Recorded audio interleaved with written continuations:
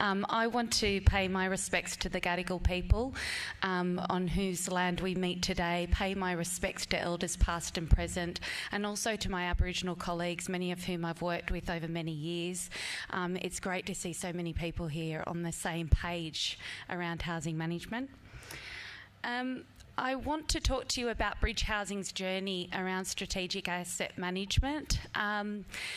We have been on a journey to move towards looking at our systems and really preparing for growth, and I think some of the things we've heard today from the speakers from AHO in particular is that we're looking to have a trajectory of growth for Aboriginal community housing providers, and to do that the fundamentals of your strategic asset management need to be in place to grow properly. I'd also like to say that the artwork that's featured here is from Jordan Adler, who lives in La Perouse. She worked with our Aboriginal Tenant Advisory Group to develop artwork that we can then use on our Aboriginal tenant fact sheets and at sign up, and that really represents the diversity of our operating area from the sea right out to Blacktown and the rivers in between. So who are we? We're a Tier 1 registered community housing provider, and we've been around for around 30 years. And I think we talked about the journey of different organisations and different partnerships and merger opportunities. Well, Bridge Housing is a result of a series of mergers and amalgamations that have happened over those 30 years, starting from a very small tenancy organisation of about 200 properties to what we have now, which is 1,900 properties under management. Of those properties, traditionally we're based in the inner city. Our head office is in Redfern, but now our operating area spans 20 local government areas, from the eastern suburbs right out to Blacktown, where some of our newer developments that we're building at the moment have been built out there. We have about 300 properties that are owned outright, and that was directly because of the nation building transfer of title to community housing providers. And it's so wonderful to hear a discussion about title being on the agenda for the AHO. From our perspective, it's critical. If you really want to build organisations that are viable, that can develop, that can do new things like shared equity models, we need to be talking about title, not just management.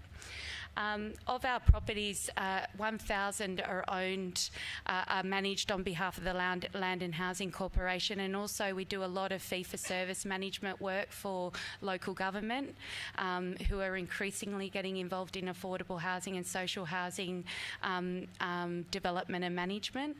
And we also have the largest leasehold portfolio in Australia of 610 properties. So that's us leasing properties off the private market for social housing, and that obviously gives us some experience about working with private real estate agents and trying to manage those relationships, as well as providing a social housing product in places people need it.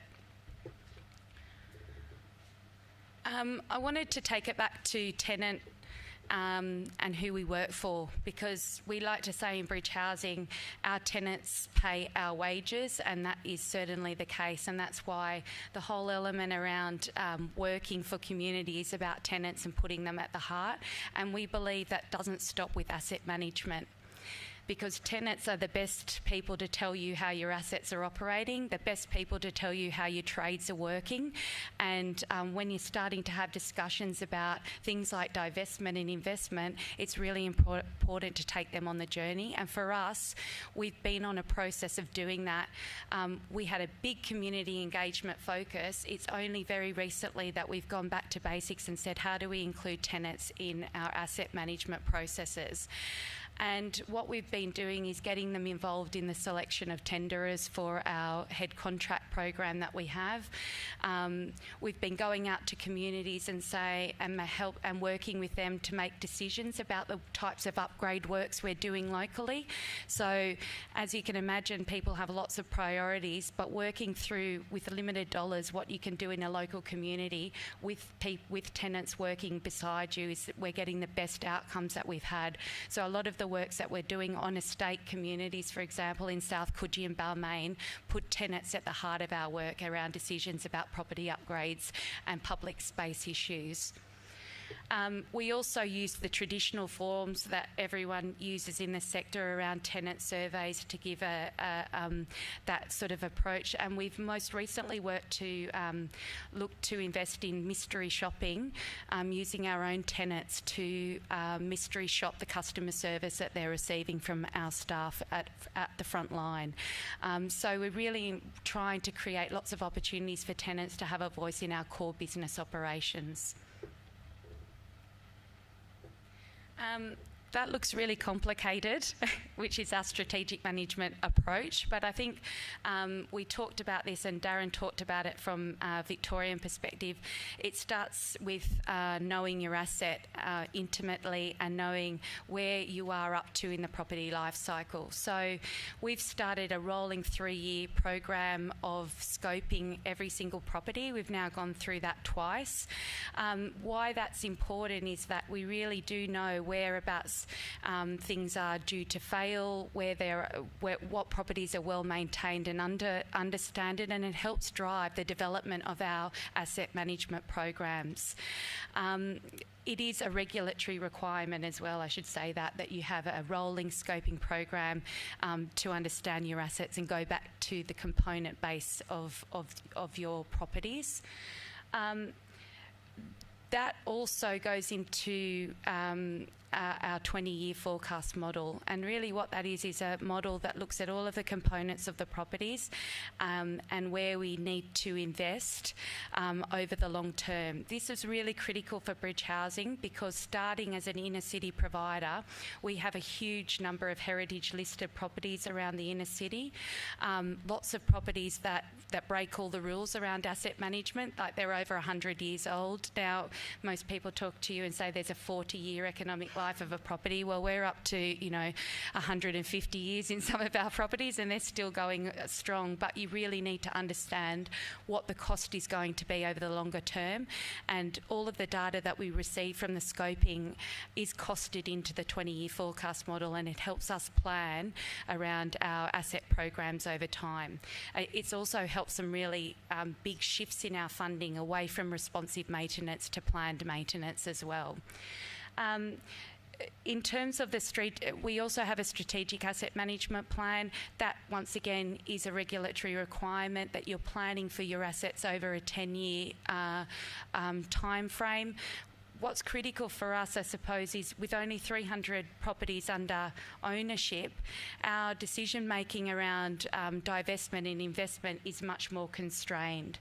So once you start owning all of the properties under your management, then you have to make very strong decisions about divestment and investment over time. And for us, it's still very much partitioned in a tiny component of the portfolio that we manage. Also wanted to say that part of the strategic asset management planning framework that we have, which is 10 years, is looking at the data over time and where the needs are emerging, and also looking at our current tenant base and where the needs are emerging. And like many community housing providers, we do have an ageing population amongst our tenant base, and some of those properties that are under management at the moment aren't necessarily going to meet their need over the longer term.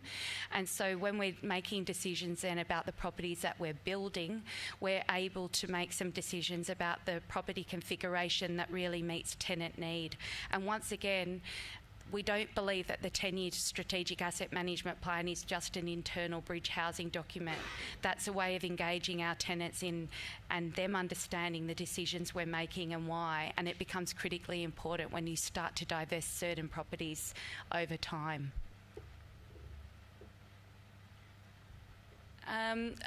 I want to talk about the shift from that's submerged in bridge housing towards a planned maintenance focus. So I think once you start to get to a certain scale, you really are making decisions about how you invest in programs, and this is where scoping becomes critically important, because through our scoping program the first time around, we were able to identify, looking at the scoping program and also the money that we were spending on response responsive maintenance, where the key areas of our properties were failing. And they were failing in things like roofs, sewers, and also having issues around trees in the neighbouring areas. So because of that, we were able to develop specific programs annually that responded to those key priority areas. And what it's meant for Bridge Housing is we are making a complete turnaround from a responsive maintenance approach to a planned maintenance approach. Now, yes, that's taken 10 years and it's been escalated over the last 5 years, but you can slowly see the shift in spend from responsive maintenance to planned maintenance. And the result of that is Bridge Housing is the second highest provider in terms of our relationship or spend between planned maintenance and responsive maintenance. The majority of mainstream community housing providers in the sector are still spending too much money on responsive maintenance and not planned maintenance. So just having that program of works, really understanding the asset and what you're spending can help reorient the way that you spend that money more effectively.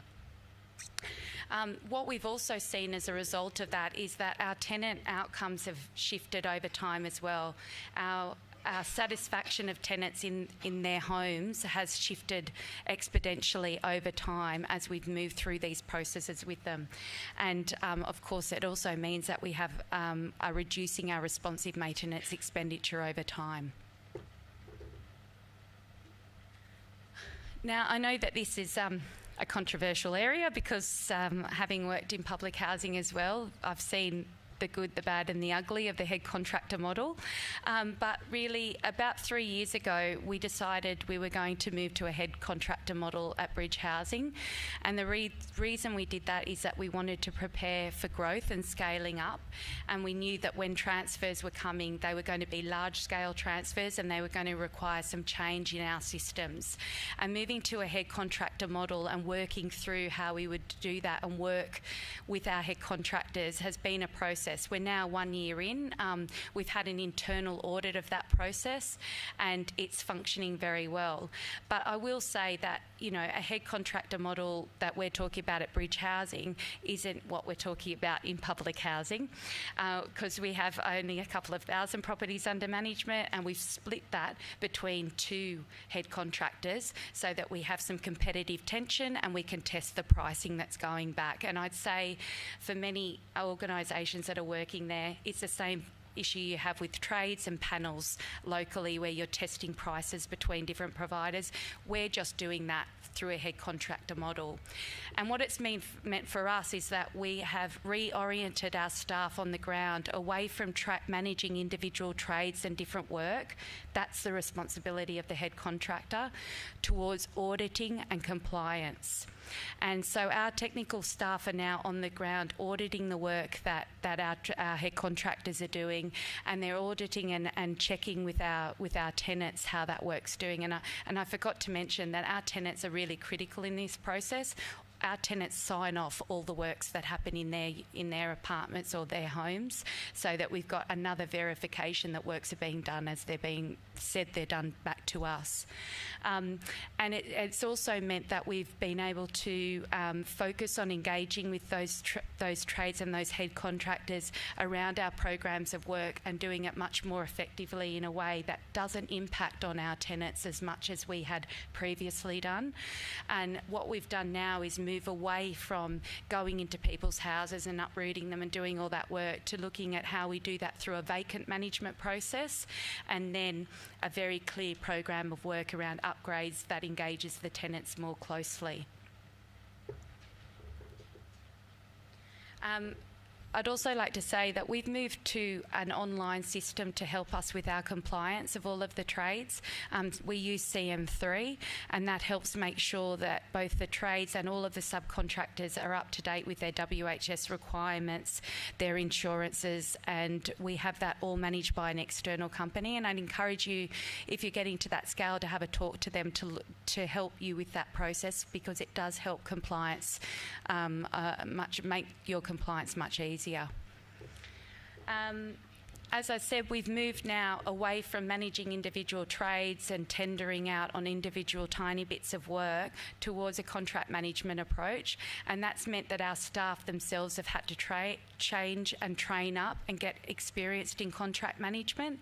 It's not an easy feat to know your own contract and then to be able to work with your contractors under that framework, but they bring the skills that they have around their technical skills to play as well with the contract management, and it's been quite a change.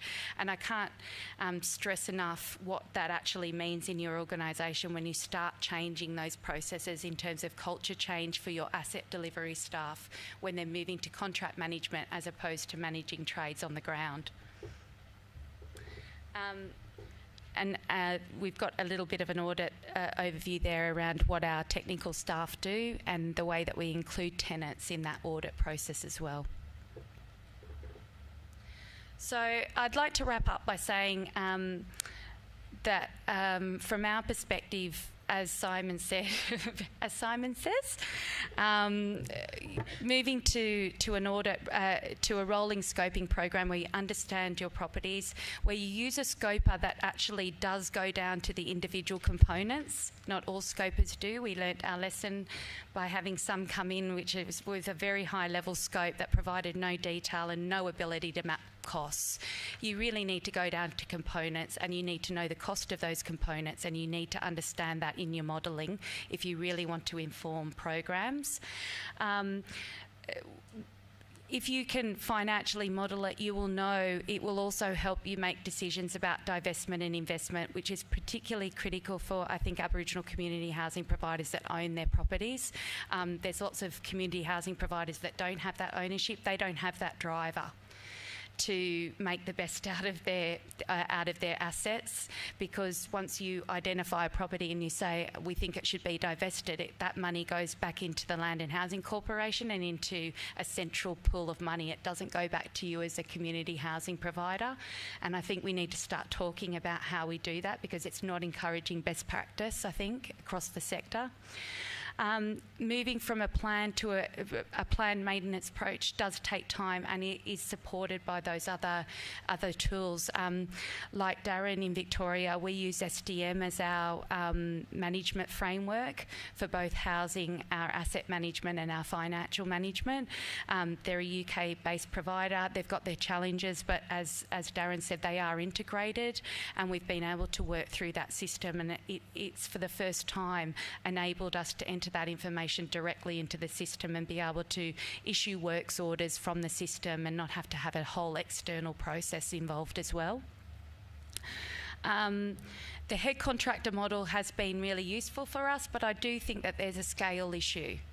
And the reason that we moved down the head contractor model was because we were getting larger and larger, and we were managing all of these properties, and we needed to take a step back and have someone else doing that nitty-gritty for us so that we could focus on the big picture, compliance, audit and quality of our properties.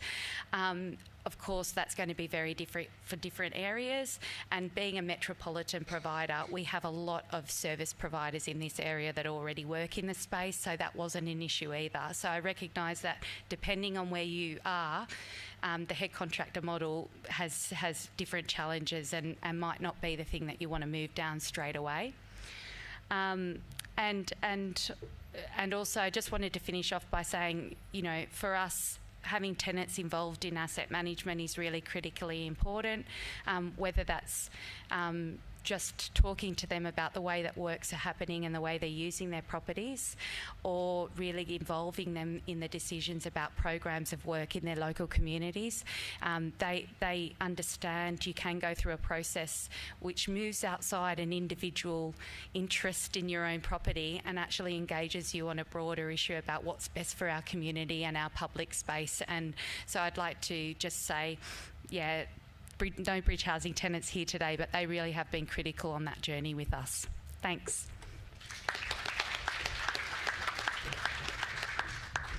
Just in the interest of testing to see if everybody's still awake, no offence to Rebecca, more about me.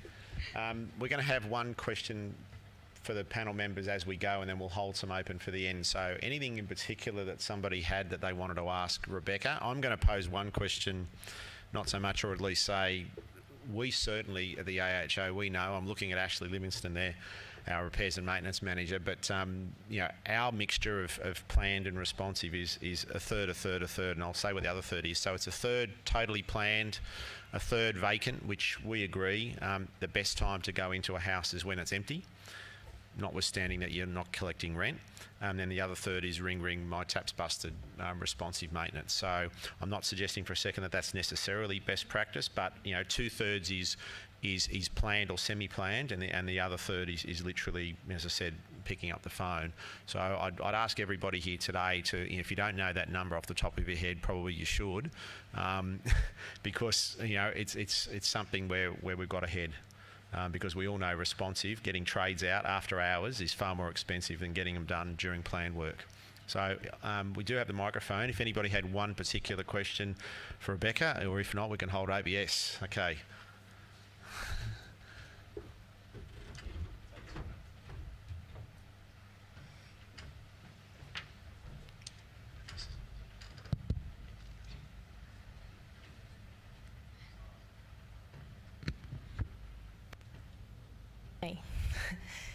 Okay, so I've got one question for you because it's been coming up a bit in some work that we've been doing. So previously Aboriginal housing providers was 1.5% for planned and responsive maintenance, and when we did some work a couple of years ago, it actually came out that the amount of money that needed to be spent on planned was up around the $4,500. Depending on the property. So obviously I'm sort of interested to know, with your properties, based on the asset scoping that was done, would you know what the boundaries were for a minimum amount of planned up to, say, a maximum amount? Because if we work on 1.5% or 1%, which was at the value, so in some places it's going to blow everyone out of the water. So when you're looking at social rents, you're never going to get the amount of money that you need to put away for planned. So we have a situation where we've got providers who are spending money that they have in the bank, not on money that they actually need to spend on the planned maintenance. So I'm just curious as to get an idea on scale what that would be for, say, like what you've learnt from Bridge doing that work. Look, we don't spend... We do this to have fun in my team, where we look at every single scope in the year and we say, what would that mean for our budget next year? So our budget this year is about $4.1 million on maintenance, responsive and planned maintenance. If I included every single element of the scope, we'd probably be somewhere like $8 million. So we go through, everyone has to, and it's like your own place, everyone has to go through a prioritised exercise. And what we do at Bridge is that we not only scope so that we know where everything is up in terms of the property life cycle, but then we rank those works in terms of their priority. And we sort of have a risk matrix, which is risky and medium and then low. And I could say most of the time low is going to be the things that other providers are talking about, which is kitchen replacements where they've not reached the end of their life and things like that. But anything that's high risk or medium, we usually will put into our program. But we're not by any means meeting every element of the scope of every property that comes back over the program. So I think it's always a prioritisation exercise within a prioritisation. But what we've seen over time is that those items most likely to fail, which become your responsive maintenance, if you're picking them up consistently over your scope and you're having programs around them, you're less likely to be spending money. And so, you know, particularly 10 years ago at Bridge, our costs, you know, our CEO used to say, whenever there was a huge bad weather episode, how many roofs were leaking and what were going to be the costs for that. But gradually that just doesn't happen anymore because we've been able to include those in programs. But by no means we meet everything that's needed in every property.